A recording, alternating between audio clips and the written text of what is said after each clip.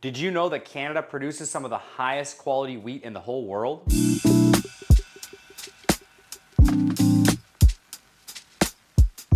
Hey everyone, I'm Matthew James Duffy, chef, baker, professor, and cookbook author. If you've ever stood in the baking aisle wondering which flour to choose, looking at it all confused, well guess what, you're not alone. In this video, I'm gonna walk you through the main types of flour available in Canada, how they're made, and what makes each one unique. We'll also talk about why Canadian wheat is something to be proud of. Canadian millers, yes, right here at home, are the largest buyers of Canadian wheat. Between 2019 and 2023, they processed an average of 3.2 million tons per year. So most of the flour and baked goods we eat in Canada were made by us, for us. Pretty cool, right?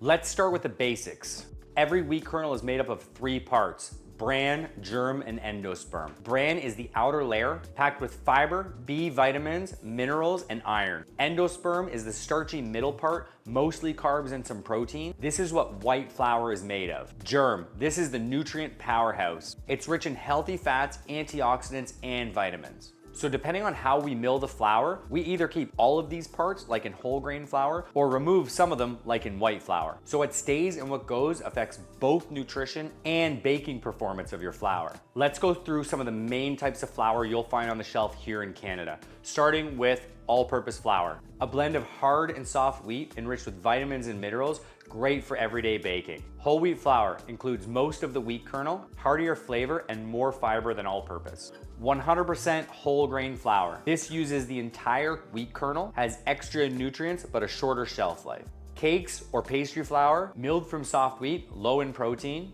makes ultra tender cakes and cookies. Bread flour, higher protein and stronger gluten. Your go-to for yeasted breads and sourdough. Semolina, coarse grind from durum wheat, used mostly for making pasta.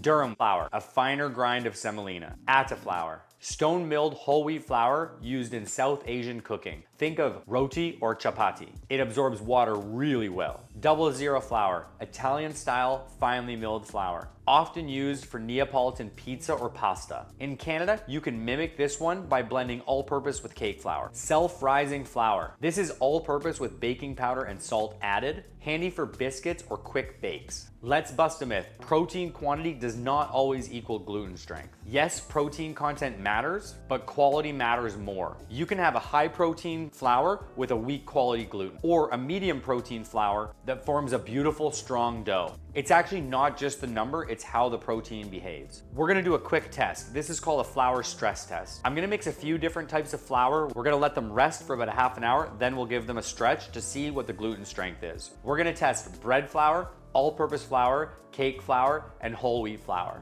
It's not about one being better than the other, they just do different jobs. For all of the flours, we're gonna mix 100 grams of flour with 70 grams of water. In baker's percentage, that's 70% hydration. So to start, we'll put our water, then we're gonna put our flour, and we're gonna mix this until just combined. So once it's mixed, you can see there's not a lot of gluten strength here and it rips quite easily. We're gonna roll this into a ball, place it into a container with a lid, and set this off to the side for a half an hour. In half an hour, we'll stretch all of the flours and see what the gluten structure is like. All right, now that our dough has been resting for about a half an hour, let's stretch it out and see what the gluten is like. So we're gonna start with our bread flour. I'm gonna use wet hands, and I'm just gonna take this out. You can already see it's pretty strong. Look at that, whoa. I don't even need the whole thing. Next, with your wet hands, just start to stretch the dough, and you can make a really solid window with this one. In fact, you can actually see the neon light through the dough, and when it tears, it's gonna have a very clean, nice tear on there. Next up is our all-purpose flour. We're gonna do the same thing. Grab a chunk with wet hands and start to stretch it.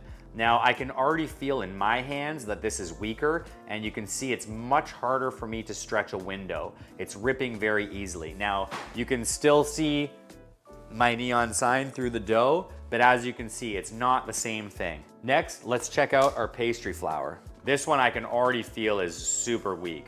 So when I stretch this out, it's just, my fingers rip right through it very easily, and there's not a lot of gluten structure here. If I stretch it thin, I can't even stretch a window on this to see the light. Finally, let's check out our whole wheat flour. This one is very firm, even though it's the same amount of water. It's a very stiff dough. And as you can see here, it's very hard for me to stretch this to a thin window. It doesn't have the same extensibility as the other ones do. It's very elastic and springing back. So there's our flour stress test, and as you can see, all the flours are very different. There's not one that's better than the other, they're just different, and they get used for different things. If you ever find yourself unsure of what your flour is or how to use it, this is a great place to start because it's really gonna teach you a lot about the gluten quality in your flour. So that's what's inside your flour, and one more reason to be proud of Canadian wheat and the farmers and millers behind it. Most of the flour you use for baking, bread, cookies, even sourdough, is grown and milled right here in Canada. Choosing the right flour can make all the difference in your baking. Check out the handout and linked resources below for a quick reference on flours. If you've learned something today, please give this video a like or share it with a baking friend. Thanks so much for watching and happy baking.